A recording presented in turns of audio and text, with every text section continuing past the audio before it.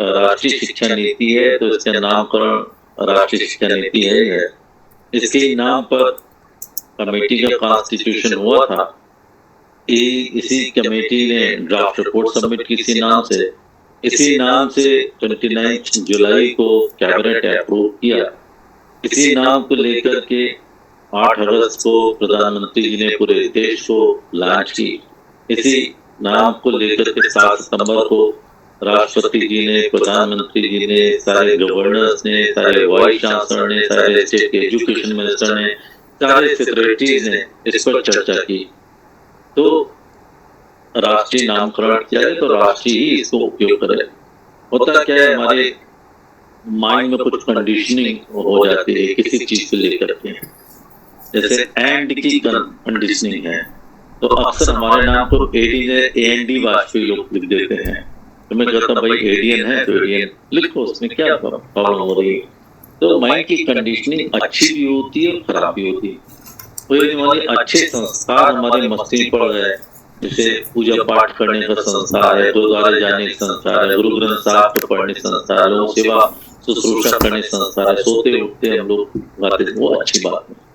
एक खराब चीज से कोई संस्कार पड़ जाए वो ठीक नहीं होता। इसलिए क्या है कि हम लोगों को अपनी जो बात है उसको ढंग से ही करते रहना चाहिए। Just a minute, my battery is low, so I have to use it.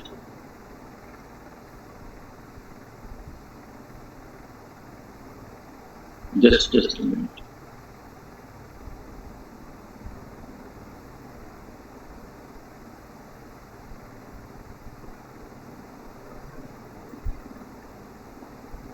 तो जो मैं कह रहा था कि माइंड की कंडीशनिंग से बचना चाहिए। तो 1986 में जो हमारी शिक्षा नीति आई थी, उस नई शिक्षा नीति के नाम पर ही पहले बनती चली आई थी। तो 34 साल तक माइंड की कंडीशनिंग बन गई, इस प्रकार से हमको काम करना है, इस प्रकार के स्कूल होंगे, इस प्रकार के महाविद्यालय होंगे, इस प्रकार के विश्वविद्यालय होंगे, इस प्रकार की रचना होगी। ये सब एक कंडीशन फ्रेमवर्क में हम लोग काम कर रहे हैं। इस राष्ट्रीय शिक्षा नीति का जो सबसे बड़ा काम है, इसने उस कंडीशनिंग को तोड़ने का काम किया है, जो अभी तक चलता चला आ रहा है। ये आप समझिए 180 डिग्री स्विंग करने की बात हुई है। मुझे प्रसन्नता है कि पंजाब विश्वविद्यालय जो चंडीगढ़ का है, एक समय बहुत बड़ा क्षेत्रफल इसका था, यहाँ से लाहौर तक सब पूरे पंजाब के एकमात्र विश्वविद्यालय था। ये केंद्रीय विश्वविद्यालय बनते बनते रह गया, तो एक सैंडविच टाइप इसकी स्कीम, केंद्र और राज्य दोनों का ही इसमें योगदान है। पहले का तो राज्य हरियाणा का भी था और हिमाचल प्रदेश, तीनों मिलकर सपोर्ट करते थे।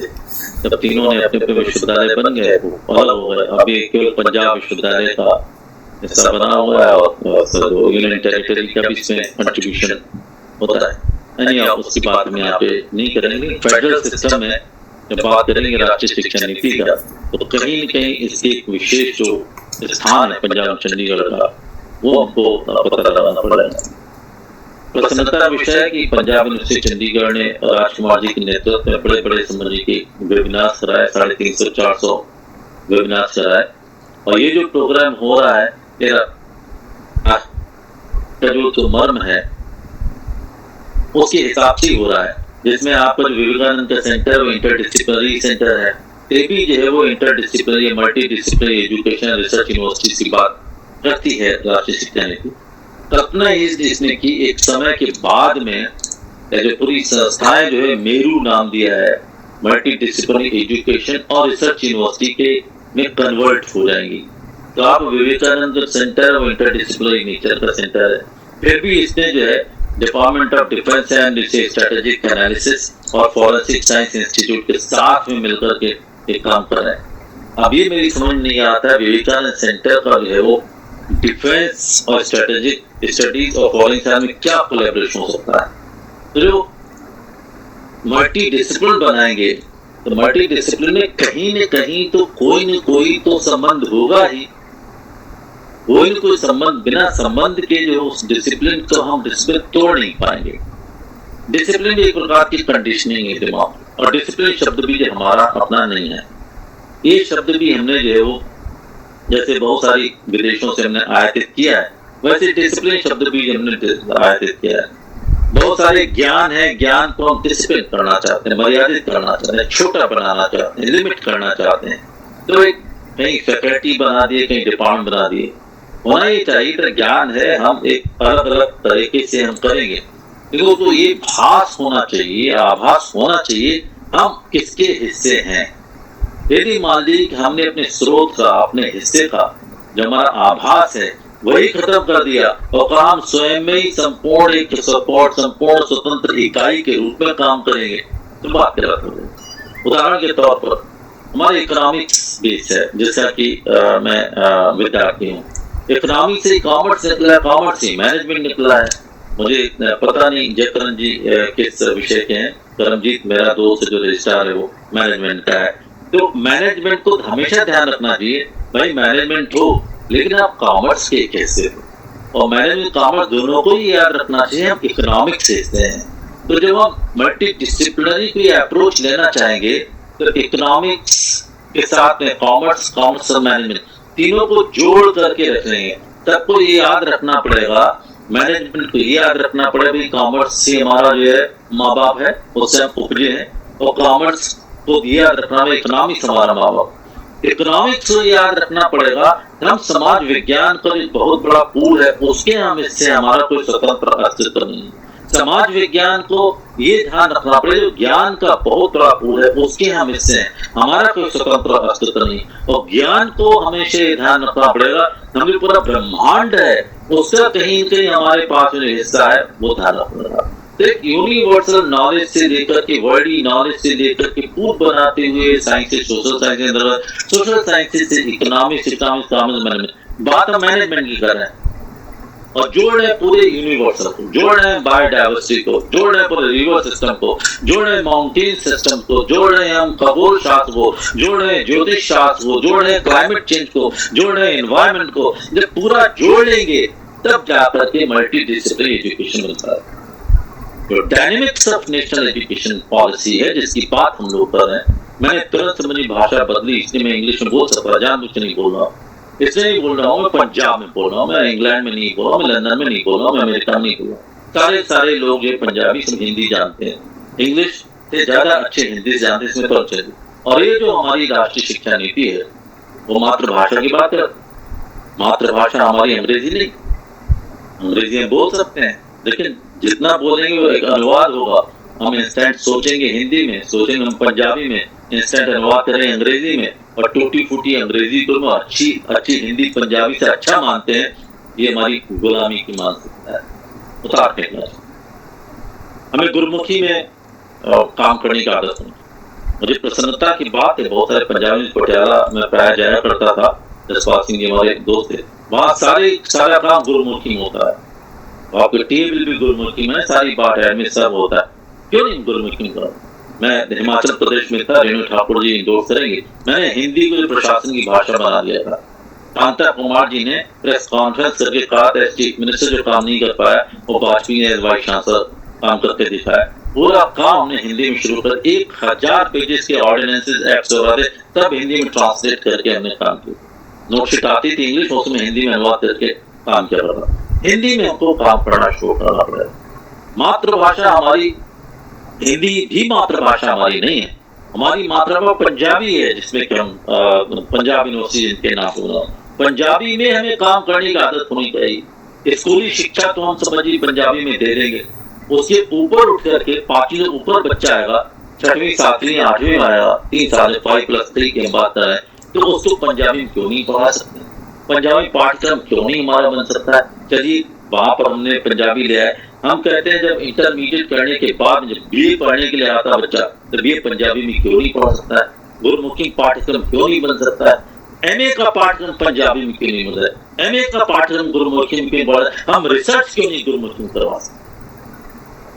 गुरुमुखी में अनुसंधान क्यों नहीं हो सकता है? पंजाबी अनुसंधान क्यों नहीं हो सकता है? और जब तक गुरुमुखी पंजाबी केंद्र में नहीं होगी तब तक गुरु ग्रंथ साहब को हम केंद्र में नहीं ला सकते। ये राष्ट्रीय शिक्षा नीति जो है वो देशज ज्ञान को उभार की बात है, और देशज ज्ञान जो है हमारी देशी भाषा में होगा। पंजाबी गुरुमुखी का ज्ञान किए बगैर आप गुरु ग्रंथ साहब में आप रिसर्च करना चाहे नहीं कर सकते। और गुरु ग्रंथ साहब में क्या नहीं है जिसकी बात मैंने की थी? क्या गुरु ग्रंथ साहब में वेद नहीं है? क्या गुरु साहब पुराण नहीं है? क्या गुरु ग्रंथ साहब उपनिषद नहीं है? क्या गुरु समाज विज्ञान नहीं है? क्या गुरु विज्ञान नहीं है? क्या गुरु ग्रंथ साहब में समाज शास्त्र नहीं है? क्या उसमें अर्थशास्त्र नहीं है? क्या उसमें राजनीति शास्त्र नहीं है? क्या उसमें प्रबंधन नहीं है? क्या उसमें डिफेंस और स्ट्रेटेजिक एनालिसिस नहीं है? कौन सा ऐसा विषय है जो कि गुरु ग्रंथ साहब में एक नूर सब्जेक्ट उपजय पौन पलेपन मंदिर? क्या ये सूत्र आप देखिए को हम बहुश्याम का सूत्र लेकर के हम यूनिटी डाइवर्सिटी को चैलेंज करके इसको स्थापित करके हम कब पढ़ाएंगे इस कक्षाओं में? अगर नहीं पढ़ा सकते तो राष्ट्रीय शिक्षा नीति उस पर डायनेमिक्स पर रिसर्च कराने वाले और बातें सिर्फ बातें होंगी, हम सिर्फ एक्सटेंशन करेंगे। हम बात करें समझिए आईवी लीग यूनिवर्सिटी लाने के लिए, हम आईवी लीग यूनिवर्सिटी कैंपस खोलेंगे और उनको हम सिखाएंगे कि नालंदा का विश्वविद्यालय, तक्षशिला का विश्वविद्यालय, उज्जैनी का विश्वविद्यालय, हमारा पंजाब यूनिवर्सिटी विश्वविद्यालय जिसका लाहौर का पूरा क्षेत्र था, इन सब में किस प्रकार की शिक्षा पद्धतियां थी, गुरुकुल की क्या शिक्षा पद्धतियां थी, कौन सी 64 कलाओं की हमने बातें की, कौन सी ऐसी कला है जिसको हम अपने गुरुकुल में पढ़ाते नहीं थे, पाक कला से लेकर युद्ध कला तक, शस्त्र कला तक सारे, कौन सा ऐसा विषय जो कि कौटिल्य के अर्थशास्त्र में नहीं है, उनको हम सिखाने के लिए उनको 100 विश्वविद्यालयों में टॉप उनको खोलना चाह रहे हैं। उनकी मेथोडोलॉजी हम लेंगे, उनकी टेक्नोलॉजी हम लेंगे और ज्ञान का जो हमारा खुद का कोश है जो हमारे पास अपना है उसको उनको देंगे। उनको मिला करके जो चीज बनेगी वो मौलिक ज्ञान हमारे पास में आ जाएगा। तो जो राष्ट्रीय शिक्षा नीति है इसने सबसे पहला काम करके मातृभाषाओं को महत्व दिया है। मैंने उदाहरण दिया है, अपने पंजाब की बात कर रहा हूं, पंजाब की मातृभाषा क्या है उसको आप आगे बढ़ाइए और उसको सीमित मत कर दीजिए स्कूल तक ही। छोटे छोटे बच्चे समझिए पगड़ी बांध कर साफा लेकर के वहां जाकर पढ़े वो तो ठीक है, ये बड़े बड़े बच्चे जो आते हैं ना रिसर्च करने के लिए उनको ज्ञान दीजिए कि भाई आपकी मातृभाषा अंग्रेजी नहीं है, आप गुरुमुखी में लिखिए, गुरुमुखी में पढ़ाइए, गुरुमुखी रिसर्च पेपर छापिए और रिसर्च पेपर की क्वालिटी इतनी अच्छी हो, रेफरेंसेस हमारे समझिए होने थी, रेफरेंसेस हमारे संस्कृत के ग्रंथों को होना चाहिए, रेफरेंसेस सुखमनी साहब के होने चाहिए, रेफरेंसेस गुरु ग्रंथ साहब के होने चाहिए, रेफरेंसेस फरीदी के होने, रेफरेंसेस बुल्ले शाह के होने चाहिए। उनके लेकर के हम इंटरनेशनल लेवल की जब बात करेंगे तब जाकर के हम कहेंगे वास्तव में हमने राष्ट्रीय शिक्षा नीति को राष्ट्रीय स्वरूप हमने प्रदान कर पाया। एक बात तो मुझे ये है। दूसरी बात जब इसकी डायनेमिक्स की आती है, मैं डायरेक्ट रिसर्च के अंतर्गत आता हूं क्योंकि हमारा जो हायर एजुकेशन का जो मुद्दा है वो समझिए दो चीजों से प्रत्यक्ष रूप से जुड़ा हुआ है, टीचिंग से जुड़ा हुआ है, एक रिसर्च से जुड़ा हुआ है। टीचिंग के अंतर्गत हमें दकियानोसी ढंग से हम जो काम कर रहे हैं ट्रेडिशनल मेथड, इसकी कोई समझ इसका कोई सब्स्टिट्यूट है ही नहीं। तो फेस टू फेस 1:1 जो बात है, eye to eye, ear to out, mouth to mouth जो कांटेक्ट, बॉडी टू बॉडी जो हमारा कांटेक्ट होता है, देयर इज नो सब्स्टिट्यूट। हम गुरुद्वारे जाते हैं, ग्रंथी साहब का पाठ हो रहा है, जो हारमोनियम में चलता, दो ही चीजें, हारमोनियम तबलीग संगीत जो निकलता है कानों में। मैं जब बहराइच उत्तर प्रदेश जगह है, राजकुमार जानते हैं, मैं वहां जाया करता था, सुबह उठ के 5-5:30 सिर्फ समझिए गुरुद्वारे सामने खड़ा हो जाता था और संगीत की धुन जो कानों में पड़ती थी उससे बहुत सारे संस्कार जो हमारे शरीर में, हमारा शरीर का रसायन जो उसमें परिवर्तित हुआ है। इसका कोई सब्स्टिट्यूट है ही नहीं। एक सब्स्टिट्यूट और ये वर्चुअल बोर्ड में हमने पढ़ाई लिखाई की बात, इसका भरपूर उपयोग होना चाहिए। ये जो जिसमें हम लोग बात कर रहे हैं सेमी वर्चुअल है। सेमी वर्चुअल जैसा जब राजकुमार जी बोला तो मैं देख रहा हूँ, रेणु जी बोले तो मैं देख रहा हूँ, मैं जो बोल रहा हूँ तो आप सब लोग देख रहे हैं, बहुत सारे लोग जो मुझे देख रहे हैं। तो सेमी वर्चुअल हमारी बॉडी लैंग्वेज आप तक पहुंच रही है, इट्स नॉट प्योर वर्चुअल। हमारा कोई वीडियो कैसेट नहीं चल रहा है, मैं खुद बोल रहा हूँ, आप खुद इसको सुन रहे हैं, तो सेमी वर्चुअल। इसमें हमने क्लासेस का भी शुरू किया। तो एक बड़े पैमाने पर हम जो ग्लोबल नॉलेज जितनी भी है उसको हम अपने पास में आना चाहिए। हमारे पास गूगल में बहुत सारी चीजें हमको मिल जाती हैं, गूगल से बहुत सारी चीजें मिल जाने पर भी +1 जो है, ये जो राष्ट्रीय शिक्षा नीति आर्टिफिशियल इंटेलिजेंस +X लिखा है हमारे अपने विषय, वो हमारा अपना नॉलेज सिस्टम हो। हम इसमें खो न जाए, हम इसमें बिखर न जाए, हम इसमें बह न जाए। हमारी क्रिएटिविटी, हमारी ओरिजिनलिटी, जो हमारी अपनी पहचान है, जो हमारी आइडेंटिटी है, उसके साथ में लेकर इसे जोड़ेंगे, उसको हमको टीचिंग में भी लाना है। आईसीटी का बहुत बड़ा इसमें उपयोग बताया गया है राष्ट्रीय शिक्षा नीति के अंतर्गत। आईसीटी का जो टोटल 27 पॉइंट्स की है ये राष्ट्रीय शिक्षा नीति, 10 पॉइंट्स हायर एजुकेशन जुड़े हैं, 10 पॉइंट जो है प्राइमरी मिडिल एजुकेशन जुड़े हुए हैं, और 7 पॉइंट्स आईसीटी के हैं जो कि पाठ्यक्रम निर्माण से लेकर के एकेडमिक बैंक ऑफ क्रेडिट जो हमारा बनेगा, पूरा पोर्टल जो हमारा बनेगा, जो बच्चे का जो रिपोर्ट कार्ड बनेगा, वहां तक एडमिनिस्ट्रेशन में वॉलंटरी डिस्क्लोजर्स लेके सारी चीजें इसके अंतर्गत आती चली जाएंगी। ये महत्वपूर्ण चीज है। तो मैं जो निवेदन कर रहा हूं आप सभी लोगों से कि हमें आईसीटी का भरपूर उपयोग करना है, लेकिन हमारा इन्वॉल्वमेंट भी बहुत अधिक हो जाना चाहिए। जितना अधिक से अधिक हम इन्वॉल्व हो जाएंगे इसे यूज करने में, उतना ही हम क्रिएटिव होंगे, उतना ही ओरिजिनल होंगे। तब उसकी धारा में बह गए, जैसा उन्होंने लिख दिया वैसे ही हमने उसका विस्तार दे दिया, तो बात नहीं बन पाएगी। और मुझे लगता है राष्ट्रीय शिक्षा नीति का हम भरपूर उपयोग ये कर नहीं पाएंगे। यही पर ही टीचिंग के अंतर्गत एक और जो इसके अंदर बातचीत आई है, और वो ये है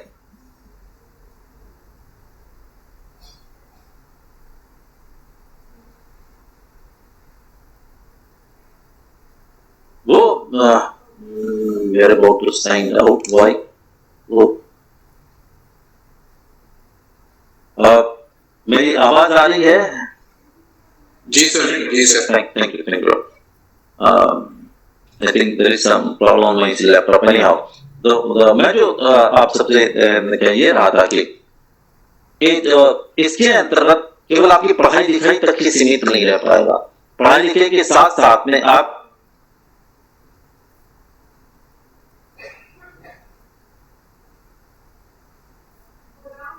कनेक्शन चला गया था सर की साइड से बैंडविड्थ लो है। मैसेज करके दोबारा रिज्वाइन करना पड़ेगा आपको। राइट।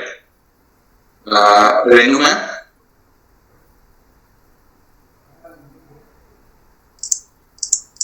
हेलो। हाँ जी डॉक्टर साहब। सर की तरफ से बैंडविड्थ लो का मैसेज आ रहा है, एक बार कंफर्म कर ले। सर डिस्कनेक्ट हो चुके हैं। मैं देखती हूँ जी।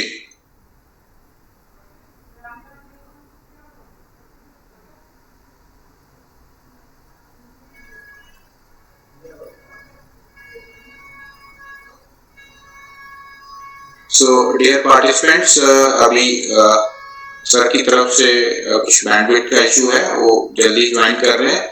इन द मेन टाइम आपकी कोई भी जिज्ञासा हो, कोई क्वेरी हो related to national education policy, जो कि सर के लेक्चर के अंत में हम ले सकें, तो आप काइंडली चैट बॉक्स में पोस्ट कर लीजिए। धन्यवाद।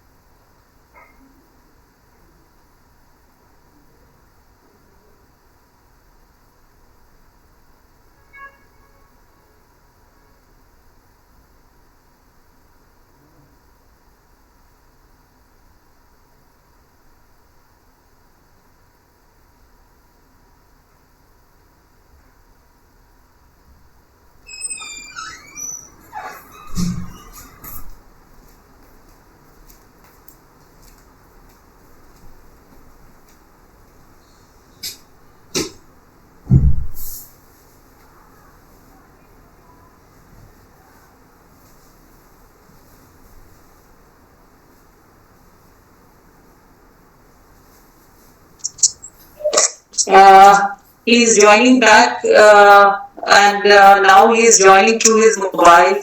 He had problems with his laptop, so he's joining again. Please bear with us. These technical glitches sometimes create problem. So all the participants, I feel sorry for this technical glitch. So he's joining again. Please.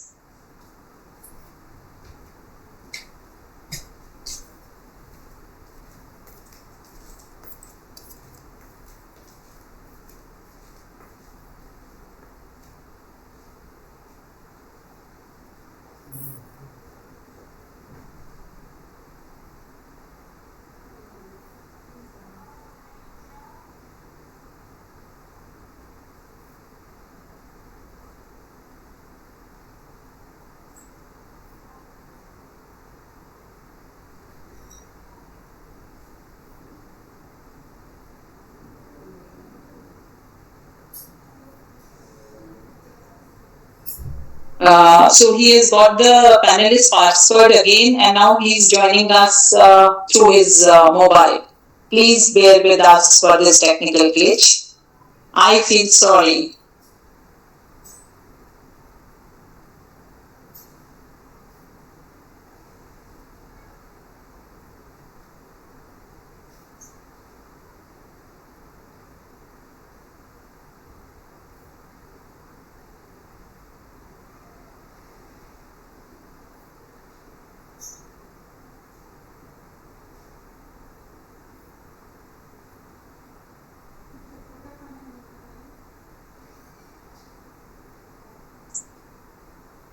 I can see sir has joined.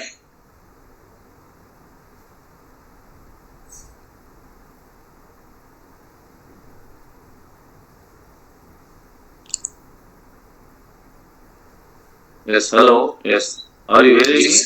Yes, sir. Yes, sir. Yes. Are you just able to see me as well? No, sir. No? No? No, sir. So, start my video. I think it will come. Yeah.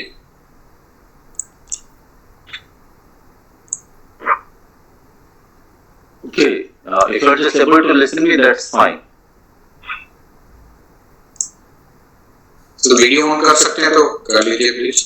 अगर मैंने video on तो किया है लेकिन अभी क्यों नहीं on हो रहा है. Start my video. I request Balram ji, our technical expert, to ask Vajpayee sir to start his video. So I think you can. Actually, I don't know how to start. I have just started. Sir, host can prompt you to start a video. So please be giving the right. Host please एक बार sir को prompt करें. Host में एक message आएगा कि host is asking to start a video. Balram ji या और कोई टेक्निकल एक्सपर्ट अगर आप मेरे को सुन पा रहे हैं तो सर को एक बार स्टार्ट वीडियो का वो करें प्रॉम्प्ट. नहीं, इसमें मेरे उसमें कैमरे में तो आ रहा है, ये मेरा वीडियो आ रहा है, but you are unable to see me.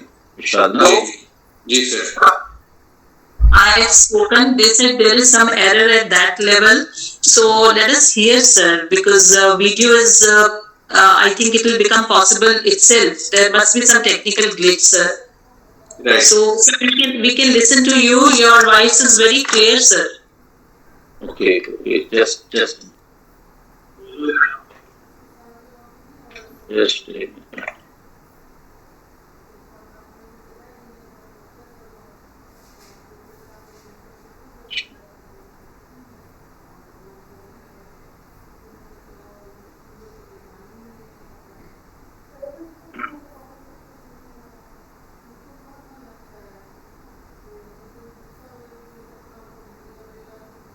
I'm so sorry, ma'am. Just so sorry. Technical problems, sir. We all face these. So please do not feel sorry for this. No. Now, are you able to that's fine. Now it's fine. My video is on? Yes, yes, sir. Okay, thank you so much. I am so sorry, see, madam, all participants for this technical on technical side, and also I am quite ignorant, rather see less percent with this technicalities. तो मैं जो अपनी बात कर रहा था, मैं इसी में अपने को कनेक्ट करूंगा कि जो राष्ट्रीय शिक्षा नीति है वो बहुत सारे अवसर प्रदान कर रही है। इसमें कोई रेडीमेड सोल्यूशन तो हमारे पास में है नहीं, किसने ऐसा कह दिया और आप मिल जाए। बहुत सारे इसमें आइडियाज दिए गए हैं, बहुत सारी इसमें अपॉर्चुनिटीज हमको प्रदान की गई हैं और इसमें बताया हमको रास्ता दिखाया। नीति से तात्पर्य होता है रास्ता दिखाने वाली। नीति नए शब्द से बना हुआ है जो कि ले जाता है, उस दिशा में ले जाना। और 2030 तक के टारगेट्स कुछ रखे गए, 2040 से पूरा ट्रांसफॉर्मेशन की बात है। टारगेट्स बहुत ही स्पेसिफिक टारगेट्स, बड़े टारगेट्स रखे गए हैं। हम स्कूल शिक्षा की बात तो करेंगे नहीं क्योंकि इसमें 100% GER की बात की गई है 2030 तक। 2030 तक 50% GER जो है हायर एजुकेशन के लिए भी रखा गया है। 50% काफी ज्यादा है। हम पिछले 70-73 सालों में लगभग 26 से 27% के बीच में अभी तक हमारा जो मेंटेन हो रहा है GER, जिससे 3-3.5 करोड़ स्टूडेंट्स है वो हमारे हायर एजुकेशन इंस्टीट्यूशन पढ़ते हैं। लगभग 970 यूनिवर्सिटीज है, लगभग 45,000 कॉलेजेस हैं, जिसमें 3-3.5 करोड़ जो है स्टूडेंट्स पढ़ते हैं और 12-13 लाख टीचर्स हमारे पास। ये इकोसिस्टम हायर एजुकेशन का है। जस्ट डबल हो जाएगा, just double in the sense कि जब 50% GER की बात करेंगे तो स्टूडेंट्स पॉपुलेशन लगभग 7 करोड़ टच करेगी और 1:10 के रेशियो में यदि टीचर्स को अपॉइंट करना चाहेंगे, जो इसमें राष्ट्रीय शिक्षा नीति में बताती है कि प्रोग्राम के अनुसार हम टीचर्स के अपॉइंटमेंट करना पड़ेंगे। तो कहीं पर 1:10 का रेशियो, कहीं 1:20 के रेशियो में अपॉइंटमेंट की बातचीत की गई। 1:10 की बात करेंगे तो लगभग समझिए कि 70 लाख टीचर्स चाहिए होंगे और 1:20 की बात करेंगे तो लगभग 35 लाख टीचर्स चाहिए। अभी हमारी टोटल पॉपुलेशन टीचर्स की है हायर एजुकेशन में वो लगभग 12.5 से 13 लाख के टीचर्स। सबसे बड़ी समस्या हमारे सामने यही आएगी, हम मान लीजिए कि प्रोग्राम के अनुसार भी कुछ डिसाइड करेंगे। सेकेंडली मान लीजिए हमारे ट्रेडिशनल मोड और ICT मोड में भी कुछ मान लीजिए कि डिवाइड करेंगे। ये भी हो सकता है प्रेजेंट टीचर्स हैं, कुछ हमारे जो रिटायर्ड टीचर्स के पूल को भी हम इसमें यूज करना चाहिए, वो भी कर लेंगे। तब भी नेट आपको 30 लाख टीचर्स चाहिए 2030। उनके लिए प्रोग्राम जो आपने BEd वाला जो टीचर ट्रेनिंग प्रोग्राम है वो हमारे इसमें काम आने वाला नहीं। वो स्कूली शिक्षा के लिए तो ठीक है, आप 2-4 साल की शिक्षा पढ़ रहे, सारी उसकी मॉनिटरिंग कर रहे हैं, स्ट्रिक्ट इवैल्यूएशन भी उनका कर दें। हायर एजुकेशन में तो वो शख्स चाहिए जिसने की वो किया हो, जिसने PhD की हो, जिसके पास वो एप्टीट्यूड हो जो कि हायर एजुकेशन को वास्तव में हायर बनाता है। जो हायर एजुकेशन में जो एनालिटिकल बनाने वाला बात है, क्रिएटिविटी लाने वाली बात है, कनेक्टिविटी लाने वाली बात है, वो सारी चीजें बनाने के लिए तो हमारा एप्टीट्यूड ही दूसरा होता है। ये बात सच है कि बगैर एप्टीट्यूड के लोग भी हमारे यहाँ पर प्रवेश कर गए हैं, उनकी हम चिंता नहीं करते। बाय एंड लार्ज जो है वो तो वैसे लोगों को लाने की एक बहुत बड़ी समस्या रहेगी और वो यदि नहीं आ पाए, अच्छे टीचर्स को हम नहीं ला पाए, वो एप्टीट्यूड वाले टीचर्स नहीं आ पाए, तो राष्ट्रीय शिक्षा नीति का जो पूरा का पूरा उद्देश्य है वही असफल हो जाएगा। ये जो राष्ट्रीय शिक्षा नीति है इसमें जो शिक्षक हैं, शिक्षकों को बहुत सम्मान दिया गया है। जो ड्राफ्ट एजुकेशन पॉलिसी आई तो उसमें मैंने देखा था टीचर्स से सिर्फ टीचर्स का ही काम लिया जाएगा, इसमें और कोई दूसरा काम जो है नहीं लिया जाएगा। जैसा भी हमारे यहाँ तो कुछ लोग जनगणना में लगा दिया जाए कि चुनाव ड्यूटी में चले जाते हैं, वो सारी चीजें नहीं हो पाएंगी। Their total job would be to teach and groom the students so far their personality development। तो एक लक्ष्य जो है बड़ा लक्ष्य रखा गया है। अब इसमें जैसा राजकुमार जी कह रहे थे कि किस प्रकार से काम कार्यान्वयन की पद्धति क्या हुई, मुझे पता नहीं कार्यान्वयन पद्धति में शुरू किया कि नहीं किया, विश्वविद्यालयों में शुरू किया, राज्य सरकारों ने शुरू किया कि केंद्र सरकार शुरू किया नहीं किया। मैंने पहला लेक्चर दिया था कार्यान्वयन में उसमें मैंने बातचीत की थी कि भाई आपको स्टैटिस्टिकल प्रोग्रेशन निकालने पड़ेगा। मैं स्पिरिचुअली चार्ज व्यक्ति हूँ, बात करता हूँ सबकी, लेकिन जब बात आती धरातल की तो will have to be realistic on the basis of multiple regression analysis. I think my friends from economics, commerce, and management who are good in using SPSS, they know how to prognosticate the how to compute the estimate the prognostication data. तो उसके लिए multiple regression based समझिए हमारे पास जो student की population आ रही है, student population किस प्रकार से 2021 में कितने स्टूडेंट्स आएंगे, 22 में कितने आएंगे, 23 में कितने आएंगे, 30% का पूरा हमको एक जो है वो आंकड़ा चाहिए जिस रोड मैप की बात करें। अरे कोई वैसी सड़क नहीं जिस पर चल जाना, कोई नक्शा जिस पर चलना पड़ेगा। हमारे एग्जैक्ट एस्टिमेटेड कॉम्पिटिशन चाहिए हमको, बच्चों की बात करें वो 2021 से लेकर के 30 तक का हमको जो 50% अगर आप जीआर चाहिए वो चाहिए होगा। दूसरी बात हमको यहाँ देखनी पड़ेगी कि हमारे पास स्टूडेंट्स पॉपुलेशन हायर एजुकेशन में आती है, वो डायरेक्ट तो आती नहीं, कुछ डायरेक्ट आते हैं बाहर हो रहा है, वो आते हैं इंटरमीडिएट लेवल से जो आते हैं स्टूडेंट्स, उनके लिए इंटरमीडिएट में स्टूडेंट्स कितने आने वाले 100% पॉपुलेशन है। तो कहीं न कहीं हमारा कनेक्ट जो है वो स्कूल लेवल एजुकेशन इंक्लूडिंग और मिडिल लेवल इंटरमीडिएट एजुकेशन होना चाहिए। उदाहरण बताता हूँ, if you are going to start any 5 years integrated program जिसके लिए इसमें अवसर प्रदान किया जाता है, 5 years इंटीग्रेटेड प्रोग्राम तो इंटरमीडिएट स्टूडेंट्स का डायरेक्ट हमारे पास में लाना पड़ेगा। तो वो समझिए कैसे आ पाएगा, तो उससे भी कहीं न कहीं कनेक्टिविटी हमको लानी पड़ेगी। जब हम स्टैटिस्टिकल प्रोग्रेशन की बात करते हैं और साथ ही साथ हमने लोकेशनल एडवांटेजेस की बात की, हमने कहा तो लोकेशन होना चाहिए। India has got 718 districts, 718। राष्ट्रीय शिक्षा नीति बताती है हमको सारे डिस्ट्रिक्ट्स में अच्छे बड़े कॉलेजेस हमको चाहिए, हमको छोटे छोटे कॉलेजेस नहीं चाहिए। अब छोटे कॉलेजेस भी हैं तो कुछ तो कॉलेजेस बंद करने पड़ेंगे, लेकिन बंद करने से पहले हमको लॉजिक तो देखना पड़ेगा। रेणु ठाकुर जी, हम सभी लोग, बहुत से लोग पंजाब यूनिवर्सिटी में हिमाचल से आए हो, हिमाचल की टोपोग्राफी सबको पता है।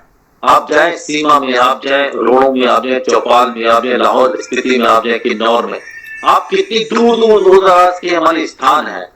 और ये बात हमारे सारे चीफ मिनिस्टर्स को मन में सालती रहती थी, वाइस परमार से लेके जयराम ठाकुर तक जितने भी चीफ मिनिस्टर्स है उन सबसे आपने बातचीत की होगी। आप कॉलेजेस खोल दिए अच्छी जगह,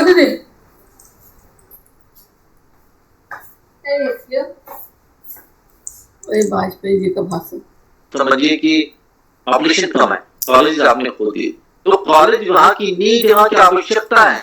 और आप एयर कंडीशन में बैठ करके आप नॉर्थ ईस्टर्न रीजन्स के लिए, हिमाचल रीजन्स के लिए ऐसी जगह जहाँ पॉपुलेशन कम है, यहाँ संख्या कॉलेज बंद करते हैं तो बहुत बड़ा नुकसान हो जाएगा, बहुत बड़ा नुकसान हो जाएगा। हमको वहां की आवश्यकताएं देखते हुए, यद्यपि इसमें बातचीत की है, इसमें special zones policy disadvantage groups, special educational zones for disadvantage groups की बात की गई है, लेकिन डिसएडवांटेज ग्रुप में जो रीजन भी लेना है खाली स्टूडेंट्स को ही लेना है, जो दिव्यांग बच्चे हैं, SC ST OBC उनको ही लेना है, इसको हमको जो खुलना पड़ेगा, उसको देखना पड़ेगा। मेरा कहना यह है कि 718 डिस्ट्रिक्ट्स में डिस्ट्रिक्ट को आइडेंटिफाई करके वहां पर आपको बड़ी संस्थाएं जो हमको विकसित करनी है उनकी चिंता करनी होगी। तो बड़ी संख्या के हिसाब से कहां पर जो स्टैटिस्टिकल प्रोग्रेशन निकालना होगा वो डिस्ट्रिक्ट से पूल करना पड़ेगा, डिस्ट्रिक्ट से डिस्ट्रिक्ट का डेटा करके रीजन का, उसको पूल कर स्टेट का डेटा, उसको पूल कर नेशन डेटा करना पड़ेगा। ये बहुत लंबी और जबरदस्त एक्सरसाइज करनी पड़ेगी और इसमें टेक्निकल एक्सपर्ट्स हमको चाहिए। और इसमें डिस्ट्रिक्ट का देखना पड़ेगा, एज का देखना पड़ेगा, जेंडर का देखना पड़ेगा। और जब ये हमारे पास में आ जाएगा तो उसके बाद में फिर will talk about the statistical progression regarding the infrastructure and recruitment of teachers. Infrastructure आपने पहले क्रिएट कर दिया, पहले इन एडवांस। मुझे ध्यान है हमारे मित्र थे, विश्वविद्यालय कुलपति थे, बड़ी बड़ी बिल्डिंग स्टडी कर दी, बच्चे थे नहीं, नए कमेटी ने कहा भाई आप क्या इसको 5 स्टार होटल बना रहे थे क्या, ये बच्चे नहीं दिखा जरूर इंफ्रास्ट्रक्चर क्रिएट कर दिया। तो infrastructure shall have to be tuned with the number of students, उसके हिसाब से प्लानिंग करनी पड़ेगी, 21 में कितने बचे? देखिए ±10% तो समझिए कि हमको झेलना ही पड़ेगा, मतलब उसको सहन करना पड़ेगा। उससे ज्यादा एक्सट्रीम में क्योंकि रिसोर्सेज, राजकुमार जी कह रहे रिसोर्सेज कम है और रिसोर्सेज की डेफिनेशन ही होती है, हमेशा ही कम होते हैं। रिसोर्स की जो डिमांड होती है उनकी कमी को या अधिकता बनाया करती है। यदि मान लीजिए कि डिमांड कम है तो खराब रिसोर्सेज अधिक हो जाएंगे, डिमांड अधिक तो अच्छे रिसोर्सेज भी कम हो जाते हैं। ये हम लोग इकोनॉमिक्स डेफिनेशन में पढ़ते चले आए। तो उन रिसोर्सेज का कैसे ऑप्टिमल हम यूज कर पाएंगे? इंफ्रास्ट्रक्चर में बिल्डिंग किस प्रकार की हो, क्लासरूम किस प्रकार की हो, आईसीटी किस प्रकार की हो, लैब्स किस प्रकार की होंगी, लाइब्रेरीज किस प्रकार की होंगी, ये सारी चीजें आपको प्लान करनी। और टीचर का रिक्रूटमेंट भी, ये दो बहुत जबरदस्त क्रियाएं हैं जिसमें मुझे लगता है केंद्र शासन को, राज्य शासन को, विश्वविद्यालयों को भी अपनी अपनी गतिविधियां शुरू कर देना चाहिए। केवल पाठ्यक्रम तक की पढ़ाई वाली सीमित नहीं है, हम स्किल को भी जोड़ना चाहते हैं, वोकेशनल एजुकेशन जोड़ना चाहते हैं। और वोकेशनल एजुकेशन जो है वो आरोपित नहीं, हम चाह रहे हैं हमारे एरिया की। पंजाब के आसपास बहुत सारी स्किल्स होंगी, दो चले जाएंगे, हिमाचल की स्किल्स भी इसमें आ जाएंगी, हरियाणा की स्किल्स भी जाएंगी, पंजाब की भी आ जाएगी, सारी स्किल्स जो हमारे पास उपलब्ध है। एग्रीकल्चर एरिया मेन है, तो एग्रीकल्चर मेन को हम क्यों नहीं समझिए कि बहुत बड़ी स्किल के रूप में जोड़ रहा है, जो प्रोडक्टिविटी बढ़ाएगी, हमारा इन्वॉल्वमेंट जो है देश के विकास में भी हो जाएगा।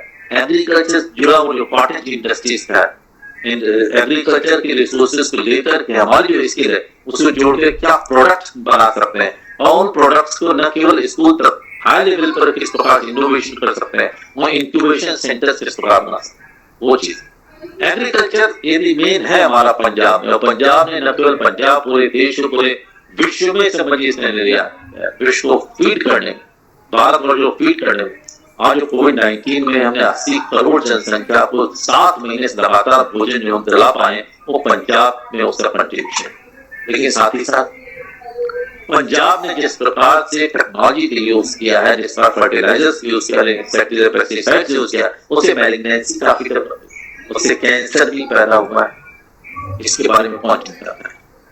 चिंता राष्ट्रीय शिक्षा नीति से जुड़ी हम लोग करनी पड़ेगी कि भाई हमको ऐसी खेती चाहिए जिससे खेती की उपज भी अच्छी हो, साथ ही साथ हमारे शरीर पर उसके नुकसानात भी ना हो। जब दो काम लेकर के हम आएंगे और दो काम लेकर के पढ़ेंगे, तब जाके राष्ट्रीय शिक्षा नीति का सही मायने उपयोग कर पाएंगे। यदि वैसी चीजें लेते चले जाए, गुरुमुखी में भी पढ़ा देगी एनपीके डालो, इंसेक्टिसाइड यूज करो, तो वो चीज तो नहीं आ पाएगी। 84 लाख की उंगलियों की बात करती है गुरुमुख ने सामने बात की, थोड़ा सा बायोडाइवर्सिटी इसके अंदर पूरी आ जाती, सारी स्पीशीज आ जाती। तो मुझे जो निवेदन करना है, जो अवसर प्रदान करता है, हमको लेना आसपास से लेना है, क्योंकि जोड़नी अपनी चीजें हैं जो कि हमको अपने जीवन से संसार को जोड़ करके आगे बढ़ाना है। इसमें नेशनल रिसर्च फाउंडेशन बनाने की बातचीत की गई, अच्छी चीज है। अभी तक हम आईसीएसआर से, सीएसआईआर से, डीएसटी से सबसे हम अपने संसाधन लेके रिसर्च कर रहे हैं। और अभी की तो बात छोड़ दीजिए, मैं वर्तमान बात नहीं करता हूं। आप समझिए लगभग 10-15 साल पहले अगर इतिहास उठा कर देंगे तो 60 से 70% ओरिजिनल रिसर्च जो हिंदुस्तान की जो है हमारी जैसी छोटी यूनिवर्सिटी करती रही। आईआईटी ने भी उतना कंट्रीब्यूट नहीं किया है, आईसर ने भी नहीं किया है, ऐसे भी नहीं किया जितना कि हम लोगों ने किया। लेकिन वर्तमान में स्थिति तो खराब हुई है। तो ऐसी स्थिति को लेकर के क्या है, नेशनल रिसर्च फाउंडेशन एक बड़ा प्रोजेक्ट है मतलब कि सेंट्रल गवर्नमेंट का, राष्ट्रीय शिक्षा नीति, सारे वर्टिकल्स में ले गए, जैसे साइंस, टेक्नोलॉजी भी, आर्ट्स, ह्यूमैनिटीज, सोशल साइंस। इसमें जो अवसर प्रदान किया गया है वो कोई भी रिसर्च के लिए कम्पीट कर सकता है। इसमें जो हमारे हायर एजुकेशन जुड़े प्रोफेसर वो भी कर सकते हैं। यदि मान लीजिए कि कोई बच्चा रिसर्च कराना चाहता है, कोई अनौपचारिक क्षेत्र में, कोई मान लीजिए कि एप्रोप्रिएट टेक्नोलॉजी लेकर कोई काम करना चाहता है, एग्रीकल्चर में, इरिगेशन में, सोलर एनर्जी में, रेन वाटर हार्वेस्टिंग में, कुछ ड्रिलिंग मशीन में, जैसे मैं एक बार देख रहा था, एक सज्जन साइकिल पे चल रहे थे, साइकिल चला रहे थे, तो उसमें उन्होंने थोड़ी चक्की लगा रखी थी, चक्की से आटा भी पीसते चले जा रहे थे। हमने थोड़ा और सिस्टम जो है इसमें एनर्जी भी जनरेट की जा सकती है। ये सारी चीजें बने, ऐसे में कोई रिसर्च कराना चाह रहा है वो कंप्लीट कर सकता है। यदि मान लीजिए राष्ट्रीय शिक्षा आयोग जैसी सुविधा उस समय आ गई होती जब रामानुजन परेशान थे मैथमेटिक्स में रिसर्च करने की, तो हार्डी की सहायता उनको नहीं करनी पड़ती, हार्डी को उनकी सहायता आना नहीं पड़ता और ट्रिनिटी कॉलेज में उनको नहीं ले जाना पड़ता, जहां पर मैथमेटिक्स के अभी भी थ्योरम्स उनकी जो है वो पूरी तरह से डिकोडेड पड़ी हुई है। जो मंजुल भार्गव जो कि इसके मेंबर भी हमारे राष्ट्रीय शिक्षा नीति के, ये भी हाई कॉम्पिटिशनल मैथमेटिक्स के प्रोफेसर हैं, जिनको फिलिप्स मेडल मिला 2014 में मैथमेटिक्स के लिए। हम सबको पता है कि मैथमेटिक्स नोबेल प्राइज नहीं है और फिलिप्स मेडल नोबेल प्राइज के बराबर का ही जो है मेडल है। इन्होंने रामानुजन पर जो है काम किया है, रामानुजन पूरी डॉक्यूमेंट्री तैयार की और ट्रिनिटी कॉलेज कैम्ब्रिज में जो है इनकी डॉक्यूमेंट्री रिलीज हुई थी। उसके तीसरे दिन मुझे भी अपने जो कैम्ब्रिज यूनिवर्सिटी के बच्चे उनके साथ बात करनी बात, मैं कह रहा हूँ इसे राष्ट्रीय शिक्षा नीति जो नेशनल रिसर्च फाउंडेशन उसने बहुत बड़ा अवसर हमको प्रदान कर रहा है। हम जो है अपनी पाठ्यक्रम की कक्षाओं की विषयों की बाउंड्रीज को करके हम कोई भी ऐसा प्रोजेक्ट बना सकते हैं। प्रोजेक्ट में कुछ चीजें होनी चाहिए। Project will not only about thesis जो अभी हम मान के रहे। अभी तो मैं बच्चे से पूछता भाई हमें प्रोजेक्ट रिपोर्ट थीसिस में अंतर बता दो। प्रोजेक्ट रिपोर्ट और थीसिस के अंतर ही बच्चों को हमारे नहीं पता है कि क्या थीसिस होती है, क्या प्रोजेक्ट। यदि नॉलेज जनरेशन में आपको आना है, most welcome. National research foundation welcome the proposal regarding to knowledge generation. Knowledge generation की समस्या क्या होती है, तत्काल जो है उसका उपयोग नहीं होता था। 10 साल बाद, 20 साल बाद, 100 साल बाद उसका उपयोग होता है। वेलकम। दूसरा क्या है, रिसर्च आपको सोसाइटी की प्रॉब्लम्स को भी डील करना है। सोसाइटी में धर्म को लेकर समस्या है तो उसको देखें, जाति को लेकर समस्या है उसको देखें, वर्ड को लेकर देख, भाषा को लेकर उसको देखें, स्त्री पुरुष विवाद है उसको लेकर, समाज की जितनी समस्या है, पर्यावरण की समस्या है, मालूम इकोनॉमिक डेवलपमेंट करना चाहते हैं, एंटरप्रेन्योरशिप डेवलप करना चाहते हैं, कुटीर उसकी समस्या है। जो समस्याएं हैं उन समस्याओं का निदान प्राप्त करने के लिए प्रोजेक्ट बनाई ऑलमोस्ट वेलकम। और तीसरा सबसे बड़ा काम इसमें है, स्टेट के लिए पॉलिसी फॉर्मुलेशन में नेशनल रिसर्च फाउंडेशन के द्वारा जो है रिसर्च प्रोजेक्ट फंड की। तो ये डिपार्चर है, it is complete departure from a ongoing research projects and research being funded by the funding agencies. National Research Foundation would take utmost care, सारी समझने की चिंता करेगा कि जितने प्रकार के, जितने विषय के, लेकिन उसका एक जरूर है, उसका फंक्शनल रिलेशन होना चाहिए। फंक्शनल रिलेशनशिप जो है राष्ट्रीय शिक्षा नीति जो वो चाहती है सोसाइटी के साथ में, whether it's a local society, a regional society, international society or the global society, सबके साथ में इस सरोकार जो वो स्थापित करना चाहती है। रिसर्च के अंतर्गत जो अवसर मिला हुआ है, मैं भी एक इंटरेक्शन में था एक सज्जन के साथ में, तो वो वहां पर चर्चा हुई कि इसमें क्या कैसा हो सकता है, 3+4 3+ ऐसी बात करने लगे। हमने इसे एक्सटेंड क्यों नहीं किया जाता है? मुझे लगता है हमारे फ्रेंड्स जो है वो सुन रहे होंगे और जैसा राजकुमार जी ने कहा वो कुछ नोट्स भी ले रहे होंगे इस मामले में लेकर के। हमने 5 years इंटीग्रेटेड प्रोग्राम रखा था, इसलिए BA LLB के लिए हमने 5 इंटीग्रेटेड प्रोग्राम रखा गया। क्यों हम 7 years post graduate integrated program करवा रहे हैं? 2 साल इंटरमीडिएट के, 3 साल BA के और फिर 2 साल पोस्ट ग्रेजुएट के। अभी तक मुझे नहीं लगता है किसी भी यूनिवर्सिटी ने इस प्रकार का इनोवेशन किया हो कि उसे 7 years integrated program for post graduation launch किया। ये जो राष्ट्रीय शिक्षा नीति है रिसर्च को बहुत महत्व देने वाली है। अंडर ग्रेजुएशन 3 साल करने में भी जो सुविधा इसने प्रदान की है, 1 साल में भी आप छोड़ना चाहते हैं छोड़ जा सकते हैं, आपको डिप्लोमा मिलेगा, उसको सर्टिफिकेट कहते हैं, लेकिन नेशनल जो पॉलिसी उसमें डिप्लोमा शब्द का उपयोग किया गया है। 2 साल बाद जो है एडवांस डिप्लोमा मिल जाएगा और 3 साल बाद जो है वो आपको अंडर ग्रेजुएट डिग्री मिल जाएगी। 1 साल आप जो रिसर्च में डाल करके भी रिसर्च में डायरेक्ट इंटर हो सकते और पोस्ट ग्रेजुएशन में भी 2 साल के 2 साल जा सकते हैं। 4 इयर्स लेके डायरेक्ट आप पीएचडी में एनरोल हो सकते हैं, या 2 साल की पीएचडी लेकर पीजी लेकर के आप छोड़ भी सकते हैं। मेरा कहना है कि we should go ahead one step further, because autonomy has been given to us. This national education policy endorses a great extent of a great degree of autonomy to these institutions. We should go for the 7 years opposite program, and why not 10 years PhD program, 10 years integrated PhD program. यदि बच्चा intermediate 10वीं से होते होते हमें कुछ spark नजर आ रहा है, बच्चा रिसर्च कर सकता है, और इंटरमीडिएट करते करते उसके अंदर कुछ विचार स्थापित हो जाता है, और बीए करते करते विचार पुष्ट हो जाता है, तो हम उसको एनरोल करें 10 ईयर के PhD program. Nobody has hitherto thought about 10 years PhD program. मैं कह रहा हूं आपके वेबिनार में शायद पहली बार मैं बोल रहा हूं, एक पर्सनल इंटरेक्शन में मैंने बोला था कि university should launch for 10 years integrated PhD program. बच्चे का जो है शोध के प्रति जो अनुराग है उसे डेवलप करते करते करते करते करते और हमें पीएचडी में कन्वर्ट कर सकते हैं।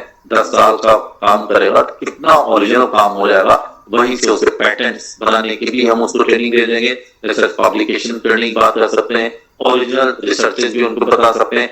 उसका जो मल्टीप्लायर डेमोन्स्ट्रेशन इफेक्ट होगा, हम लोग इकोनॉमिक्स से पढ़ते हैं कि डेमोन्स्ट्रेशन इफेक्ट और multiplier, that will be many times more than whatever we are visualizing today. ये इसके डायनेमिक्स है राष्ट्रीय शिक्षा नीति का, जो कि रिसर्च करने, research not only for research को हम टीचिंग में भी कन्वर्ट करेंगे। आप पाएंगे, समझिए कि विशेषकर जो जिस आईवी लीग यूनिवर्सिटी की बात करते हैं, Ivy League university are the top most university of the world, जिसमें शिकागो भी है, येल भी है, हार्वर्ड भी, सारी चीजें आ रही। मुझे पता नहीं इन्होंने वैसे बात तो कर रहे हैं ऑक्सफोर्ड की और ट्रिनिटी कैम्ब्रिज वगैरह की, लेकिन नेशनल एजुकेशन पॉलिसी में कम से दिखाई पड़ा।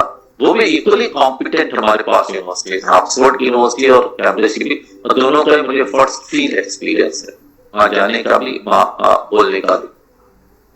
तो मैं जो कर रहा था वहां का एक्सपीरियंस क्या है, वहां पर्टिकुलर प्रोफेसर रिसर्च कर रहा है, और रिसर्च करने के बाद कुछ उसके अंदर आई पब्लिश हुआ मैटर है, उसको तुरंत समझ ट्रांसलेट करता है टीचिंग में भी।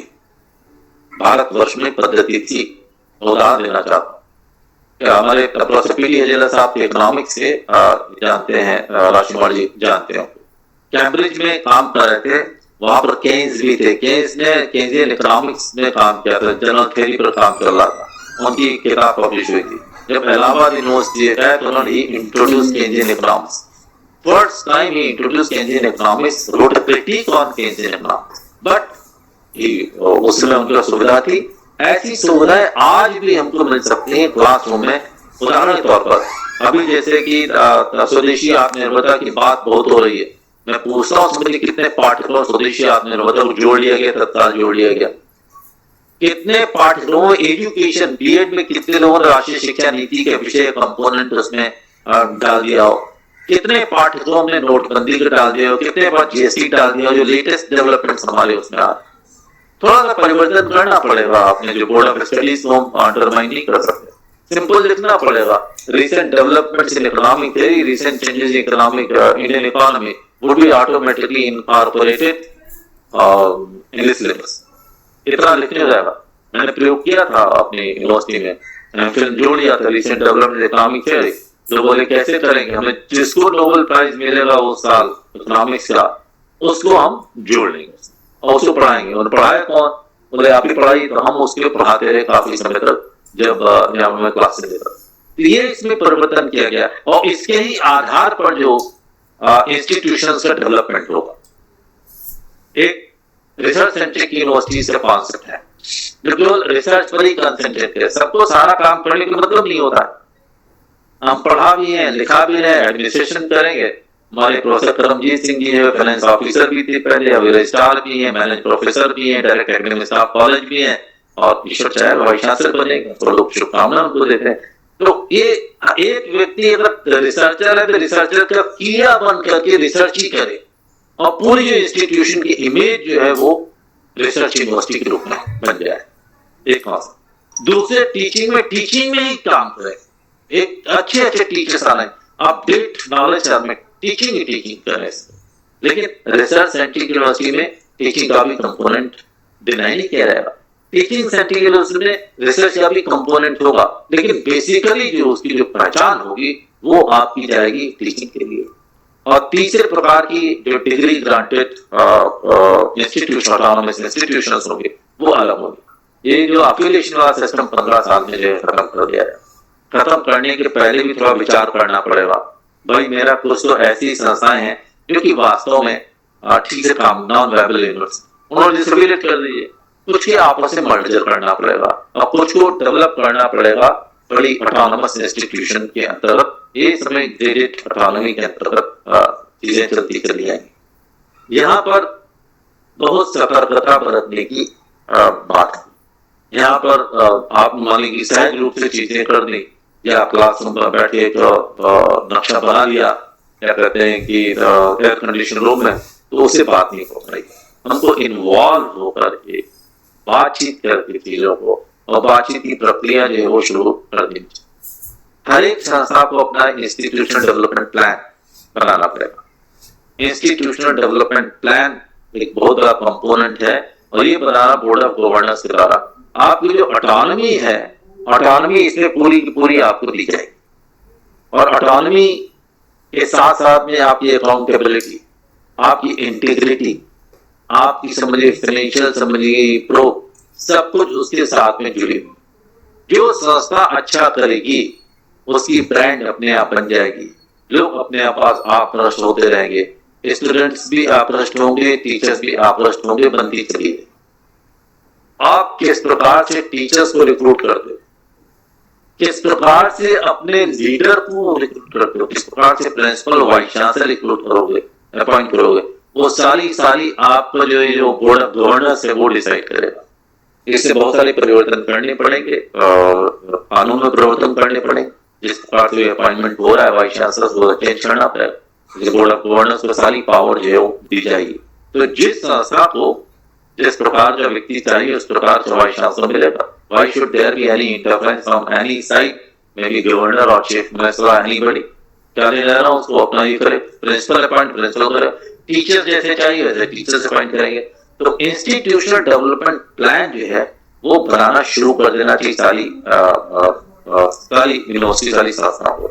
उसमें सब कुछ रिफ्लेक्ट होना चाहिए, रिफ्लेक्ट टारगेट्स होना 2023 को, और 2040 तक जो है सारी चीजें जो इकट्ठी हो जाए, ये इसके अंतर्गत भाव जो दिया गया।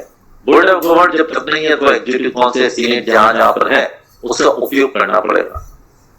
लेकिन पंजाब यूनिवर्सिटी की सीनेट किस प्रकार से सहयोग करेगी, किसका सहयोग लेंगे, कुलपति जी सहयोग लेना भी चाहे सहयोग देंगे किस प्रकार के, ये सारी कुछ प्रैक्टिकल डिफिकल्टीज हैं।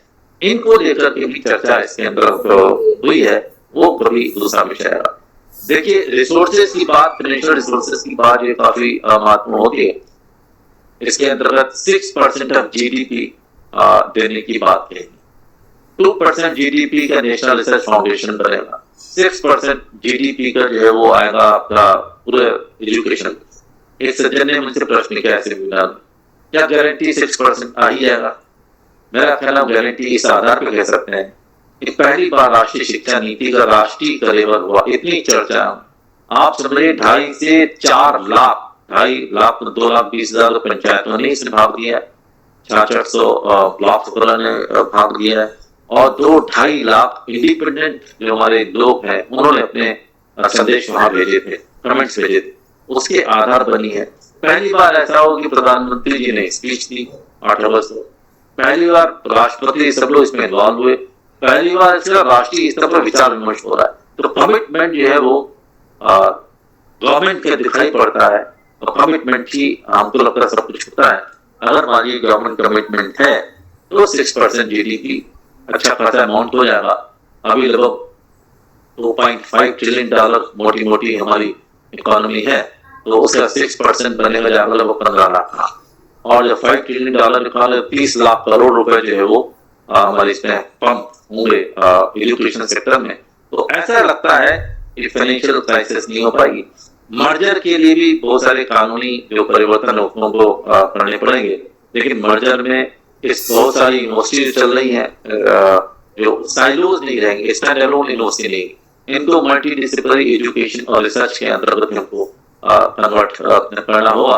तो जैसे कुछ लॉ की यूनिवर्सिटीज हैं, कुछ एग्रीकल्चर की हैं, कुछ लैंग्वेजेस को लेके हैं, हिंदी, अंग्रेजी, संस्कृत के विश्वविद्यालय हैं, कुछ म्यूजिक के लिए यूनिवर्सिटी है, कुछ हॉर्टिकल्चर की, एग्रीकल्चर बैठे, इन सबको जो है यूनिवर्सिटी रहेगी और उसे मल्टी डिसिप्लिनरी एजुकेशन में कन्वर्ट करना पड़ेगा। मर्जर किस प्रकार समस्या तो रहेगी, समस्या रहेगी, सेंट्रल की सेंट्रल में जाएगी, सेंट्रल स्टेट में जाएगी, स्टेट की पब्लिक में जाएगी, पब्लिक प्राइवेट में जाएगी, प्राइवेट जाएगी।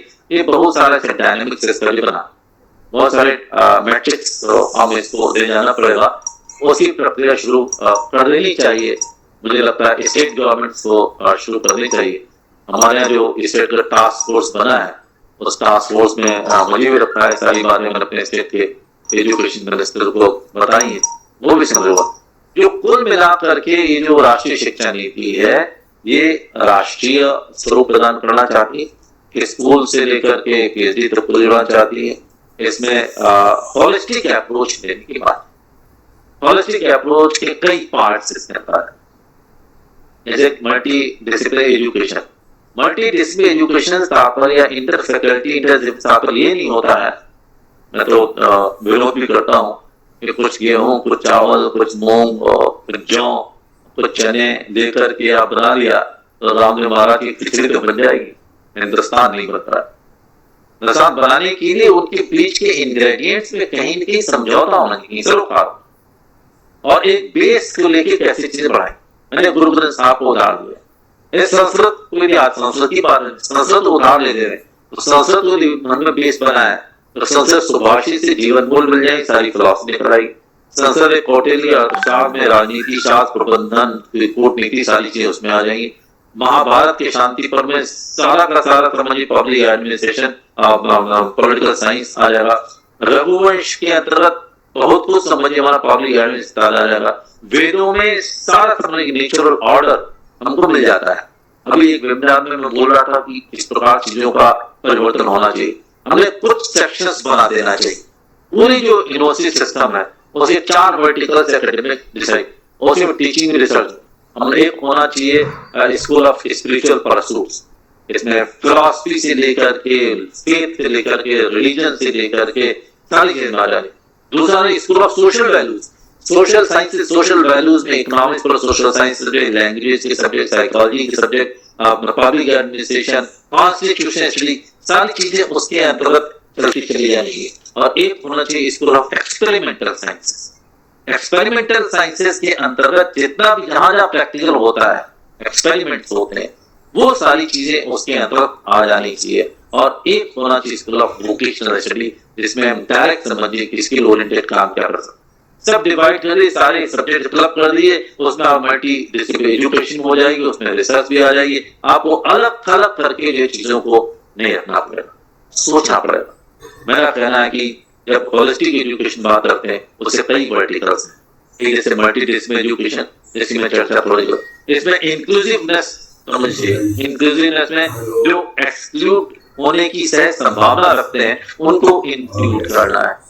जेंडर में जो फीमेल एजुकेशन पढ़ना चाहिए, SC/ST OBC है, ऐसे एरियाज हैं जो उनको नहीं जोड़ पा रहे, उनको जोड़। इंटीग्रेटेड होना चाहिए, जैसे स्कूल से लेकर के PhD तक टीचिंग रिसर्च तक इंटीग्रेशन होना चाहिए। Integration, multi disciplinary education and also 3 parts जो इसके हैं, इंक्लूसिवनेस, इंटीग्रेटेडनेस एंड मल्टी डिसिप्लिनरी। ये सारे मिलकर के इसको होलिस्टिक स्वरूप बनाते हैं। इसमें ट्रेडिशनल और non traditional, curricular, co-curricular, extra curricular सबको लेकर इसमें जोड़ने वाले। इसमें डायनेमिक्स ये भी है कि अगर आप पढ़ने के साथ कुछ और काम पढ़ना चाहते हैं उसे क्रेडिट मिल जाते हैं, आप पढ़ाई लिखाई के साथ एग्रीकल्चर में जाना चाहते हैं उसे क्रेडिट आप मिल जाएंगे, पूरा एकेडमिक आपको जो बैंक का क्रेडिट है उसमें चीजें जो वो जुड़ जाएंगी। तो कुल मिला करके जैसे मैंने पहले शुरू किया था कि राष्ट्रीय शिक्षा नीति जो वर्तमान में बनी है इसको लागू करना हमें करना है। कार्यान्वयन में थोड़ी सी दिक्कतें भी आएंगी, लेकिन दिक्कतें से ज्यादा जो अवसर इसने प्रदान किया है अपने जमीन से जुड़ने का, अपने विषय को जमीन से जोड़ने का। जो लोग हवा में उड़ रहे थे, जो हवा में उड़ रहे हैं, उनको थोड़ी सी तो तकलीफ। मैं चाहूंगा कि जो जमीन के लोग हैं वो थोड़ा सा ऊपर उठे, और जो बहुत ज्यादा हवा में उड़ रहे थे थोड़ा जमीन की तरफ आए, तो कहीं बीच में ऐसा कॉम्बिनेशन हमारा जो है वो बन जाए, जिससे कि एक उन्नत स्तर वो प्राप्त हो जाए, जो समझिए कि सस्टेनेबल हो, जिसको लेकर के हम वैश्विक स्तर पर कह पाए कि भाई ये ग्लोबली कॉम्पिटिटिव एजुकेशनल सिस्टम, ये इसके लक्ष्य में रखा गया है। ग्लोबली कॉम्पिटिटिव एजुकेशनल सिस्टम, या जैसे कहा globally super educational power. Super power education में पहले भारतवर्ष था, बहुत पहले भारतवर्ष ही था। तो लोग आते थे हमारे पास में शिक्षा लेने के लिए, नालंदा तक्षशिला विश्वविद्यालय। मुगल पीरियड में आते आते नुकसान हुआ हमारा, लेकिन कुछ बना रहा समझिए। ब्रिटिशर्स में एकदम ही नीचे चले गए, जमीन के नीचे जाने वाली स्थिति आ गई। उसके बाद में हम ऊपर उठे। इंग्लैंड नॉलेज से प्रभाव था, वहां से शिफ्ट टू अटेंशन तो अमेरिका पहुंच गया। तीसरा कोई कंट्री जो है नॉलेज से प्रभाव नहीं बना। भारतवर्ष के पास में क्षमता है, क्योंकि बहुत सारे देशों के पास में उनका जो indigenous knowledge, traditional knowledge pool नहीं है, हमारे पास में वो है। मैं बात नहीं कर रहा हूं हमारे अपने ज्ञान को लेकर के। हमारा ज्ञान हर क्षेत्र में बिखरा हुआ है, शून्य से लेकर अनंत तक की कोई ऐसी शाखा नहीं है, और हर एक चीज का एक अंतिम उद्देश्य है। अंतिम उद्देश्य है सुख प्रदान करना, अंतिम उद्देश्य शांति प्रदान करना, अंतिम उद्देश्य मोक्ष प्रदान करना। जीवन का जो उद्देश्य हमको प्रदान किया है, कुछ भी करते हैं वो वहां पर ले आते हैं। गीता में भगवान श्री कृष्ण कहते हैं कि आप किसी का भी पूजा पाठ करिए, सब कुछ हमारे पास में आता है। जिस प्रकार से सारी नदियां जो है समुद्र में ही जाकर के समागम करती हैं, उस प्रकार से चाहे किसी भी पंथ को कहें, चाहे जिस पथ को, चाहे जिस मार्ग को आप अपनाएं, वो अंततोगत्ता हमारे पास में। ये सुख का मार्ग है, ये आनंद का मार्ग है, ये मोक्ष का मार्ग है। इसी मार्ग को लेकर के हम इस राष्ट्रीय शिक्षा नीति का हम लोग उपयोग करें, और जो विश्व गुरु की जो आसंधि है उसे हम प्राप्त करने के लिए हर एक व्यक्ति चेष्टा। ये कुलपति और कुलसचिव और सब लोग को समझ पद में लोग बैठे होते हैं, वो तो आते जाते रहते हैं, विद्यार्थियों की पॉपुलेशन भी आती जाती रहती है। टीचिंग की जो हमारी कम्युनिटी, वो स्थायी भाव है, वो स्थायी भाव है, वो स्थिर है, उसके पर ही सब कुछ निर्भर करता। पूरा दारोमदार राष्ट्रीय शिक्षा नीति का जो वर्तमान हमारे शिक्षक हैं उन पर, जो रिटायर हो गए उनको इसे उन पर, और जो आने वाले शिक्षक हैं उन पर निर्भर करती है। इन्हीं शब्दों के साथ में अपना प्रोफेसर रेणु ठाकुर जी के प्रति आभार व्यक्त करता हूँ, प्रोफेसर राजकुमार जी के प्रति आभार व्यक्त करता हूँ। बहुत से लोग हमारे पंजाब यूनिवर्सिटी में हैं जिनका मैं नाम यहाँ पर नहीं ले पा रहा हूँ। करमजीत का नाम बार बार आ रहा था, संदेश हमारा हो जाए। सबके प्रति बहुत आभार, धन्यवाद। वंदे मातरम।